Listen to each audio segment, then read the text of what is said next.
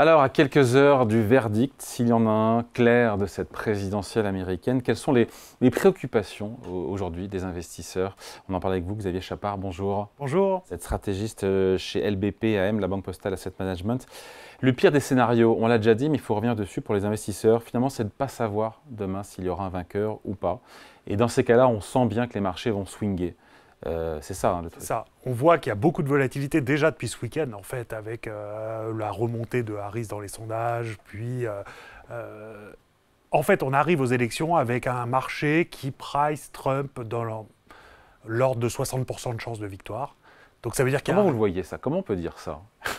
Alors, on n'en sait rien. Mais comment on arrive à dire les marchés price la victoire de Trump à 60%? Alors, ce qu'on fait, c'est qu'on regarde les actifs qui sont liés, qui réagissent et qui devraient réagir. Dollars, Donc, dollars, taux d'intérêt sur la dette américaine. au long, Ouais. et actions américaines par rapport aux actions du reste du monde. Et là, Et on a vu que tous ces actifs-là avaient beaucoup augmenté entre mi-septembre et mi-octobre, quand Trump remontait dans les probabilités de victoire. Et là, ils ont baissé hier, suite au sondage du week-end. Et ils se qui montre stabilisent là. qu'on est toujours au coude à coude. Qui montrait qu'on était au coude à coude. Il y a toujours une petite avance de Trump, mais pas significative. Par contre, dans l'Iowa, qui normalement est acquis aux républicains, il y a un sondeur qui est pas mal écouté, qui a donné Harris en tête. Et en fait, c'est ça qui, ce week-end, a fait un petit choc. Bon. Est-ce que les marchés ont pricé cette possible contestation de Trump en cas d'échec, ou même de contestation aussi du côté Kamala Harris aussi, hein? Alors, c'est très difficile de Moi, le j'ai le dire. sentiment que non, à titre personnel. Non, mais parce que c'est pas le rôle des marchés. J'ai souvent des questions sur est-ce que les marchés ont bien pricé un risque géopolitique ou politique. C'est pas le rôle des marchés. Les marchés réagissent à ce qui se passe, en fait, et à ce qui est prévisible. Le problème étant que demain, s'il y a une contestation, en fait, c'est même pas une contestation, c'est qu'on risque de pas savoir qui a Ouais. gagné. Et qu'est-ce qui se passe demain matin, à l'ouverture des marchés européens, si effectivement on ne sait pas? Qu'est-ce qui se passe? Eh ben, on ne sait pas. Non, mais est-ce que ça veut Non, mais dire comme que le les marché a boursiers vont chuter? déjà intégré, il y aura une hausse des primes de risque, normalement. Donc, les marchés d'actifs risqués, actions, obligations, obligations d'entreprise devraient un peu baisser. Mais en même temps, pas énormément, pour deux raisons. Parce qu'il y a déjà le fait que Trump soit pricé, contrairement à 2016 où c'était totalement une surprise. Donc ça voulait dire qu'il reste un risque binaire c'est-à-dire que les marchés peuvent monter ou baisser suivant le résultat des élections. Alors, ok. Donc on restera un petit peu dans cet entre-deux eaux. Dans quelle configuration les marchés boursiers, les marchés des classes d'actifs risqués baissent? Après, on verra quand ça pourrait monter. Alors ils baissent si on ne sait pas.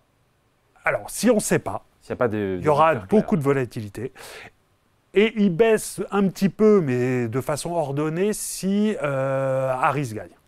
Si Harris gagne, les marchés... Il gagne suffisamment pour que, même si Donald Trump acceptera pas sa défaite, on soit à peu près sûr qu'elle est gagnée. Pourquoi? Et quid du Congrès là-dedans?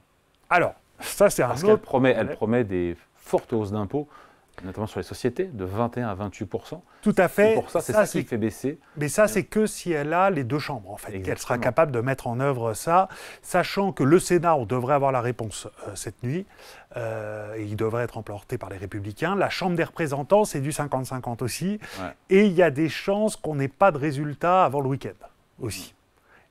Donc, on reste un petit peu dans l'incertitude là aussi. Ok, et le cas de figure qui fait augmenter les actifs risqués, notamment les actions, c'est une victoire... C'est une victoire de Trump, et encore plus s'il a les deux chambres du Congrès. Et si c'est elle qui remporte et qu'elle n'a pas les deux chambres au Congrès?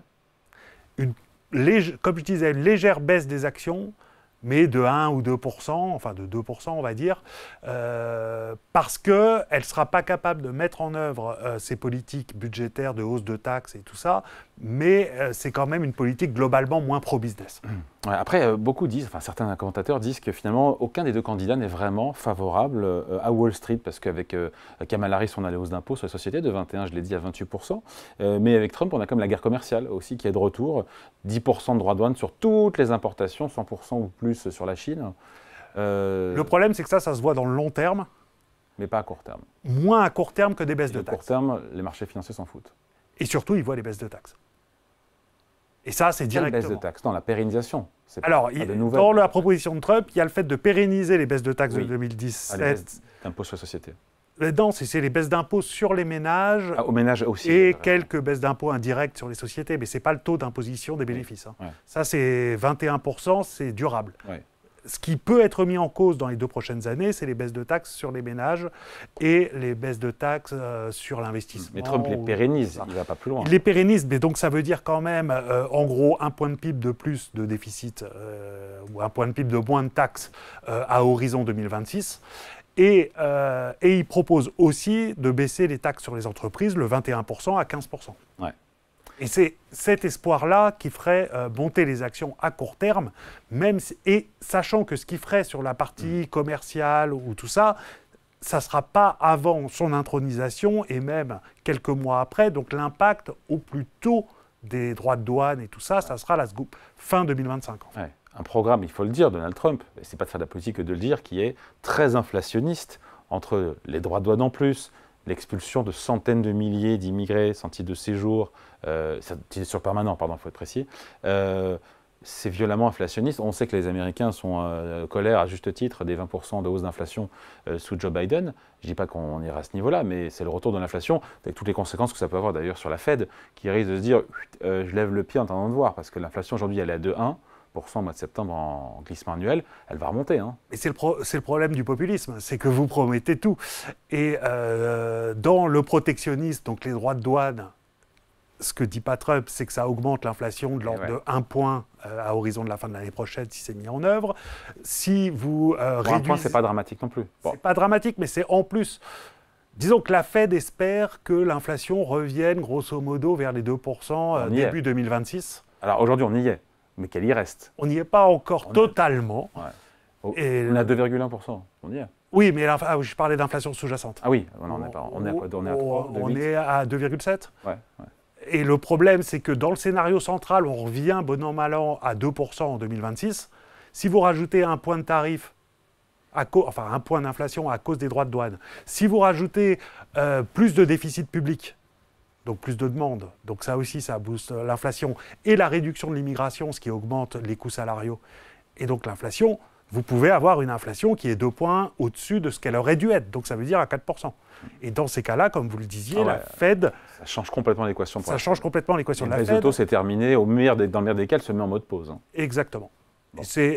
Mais là encore, c'est une fois que ces politiques sont mises en œuvre, ou en tout cas vraiment proches d'être mises en œuvre. Donc c'est pas avant le milieu de l'année prochaine. Bon, si votre tata, Micheline, je ne sais pas comment elle s'appelle, vous pose la question, qu'est-ce que je fais? Comment je me positionne en vue de demain sur ces élections américaines? Vous lui conseillez quoi? Je lui conseille d'être patiente. Ouais, donc de rien faire, quoi. De rien faire, c'est-à-dire pas de désinvestir complètement. Parce que comme je disais, le risque, il est symétrique, en fait, sur la plupart des classes d'actifs. Enfin, il n'est pas vraiment symétrique, mais en tout cas, il est dans les deux sens. Ça peut monter ou ça peut baisser. Ouais. Et franchement, comme les résultats de l'élection, c'est du 50-50 et qu'on risque de ne pas avoir les résultats tout de suite, c'est difficile de se désinvestir ou augmenter son investissement maintenant. Donc parce que quand il y a de la volatilité, possiblement, c'est là où il y a des opportunités pour ceux qui ont... le cœur accroché, quoi. Mais nous, on pense qu'il faut être assez neutre, donc en attente, j'allais dire, jusqu'à avoir plus de clarté. Est-ce que c'est demain? Est-ce que ça sera dans quelques jours ou début décembre? Mais en tout cas, d'être neutre, mais d'être prêt à rentrer s'il y a des excès sur le marché, en fait. La meilleure configuration, pardon, on a dit tellement de choses, il faudra revoir tranquillement la vidéo en replay. La meilleure des configurations pour les marchés, c'est une victoire de Trump. Pour les marchés actions? Pour les marchés actions, ouais. C'est une victoire de Trump avec les 2 chambres républicaines. C'est la meilleure des configurations pour les marchés. À court terme, oui, parce que ça veut dire des politiques fiscales plus avantageuses. À court terme, sur 6 mois, 9 mois, parce qu'après, derrière, on voit bien, on a parlé des conséquences. Ah non, là, je parlais jusqu'à court terme, à 1 mois. Ah oui, oui, c'est du vrai court terme, ça. Pardon. D'accord. Mais par contre, non, mais ce que je voulais finir de répondre à votre question. Comment je me positionnerai aujourd'hui, c'est on attend, on est calme, on voit s'il y a des exagérations demain, si le marché baisse fortement, il sera intéressant de rentrer. Si au contraire, il n'y a pas du tout de réaction, comme le marché est déjà assez positif, en fait, globalement, il faut être peut-être un peu plus prudent pour les prochains jours. Et par contre, nous, on est positif sur la fin de l'année, une fois que l'incertitude politique aura baissé. On finit là-dessus. Le meilleur scénario pour les marchés à court terme, donc à horizon 1 mois, si je vous écoute, c'est la victoire de Trump avec les 2 chambres. À horizon 18 mois, c'est plus la même histoire? Parce qu'avec Kamala Harris, même s'il y a des hausses d'impôts, il y a un environnement économique qui est plus lisible, plus calme, plus... Est-ce que si on fait le match à horizon 18 mois, c'est toujours Trump qui est ce qu'il y a de mieux pour les marchés boursiers? Ça, Mois. j'en suis pas sûr. Ça dépendra à quel niveau ils seront après le début de la campagne et tout ça. Mais je serais... Le début de la campagne, de quelle campagne? Le début, pardon, après les élections. Ouais. On connaîtra le résultat des élections. C'est là où je dis qu'il faut attendre et être prêt à rentrer. C'est que si on a Harris qui est élu et les marchés qui baissent de 5%, ils vont devenir assez attractifs au final pour la fin de l'année, le début de l'année prochaine. Ah ben voilà, d'accord. C'est pas simple, hein. Et on y verra pas plus clair demain en plus. En tout cas, merci beaucoup. Un point de vue explication signé Xavier Chapard, stratégiste à la Banque Postale Asset Management. Merci. Merci à vous.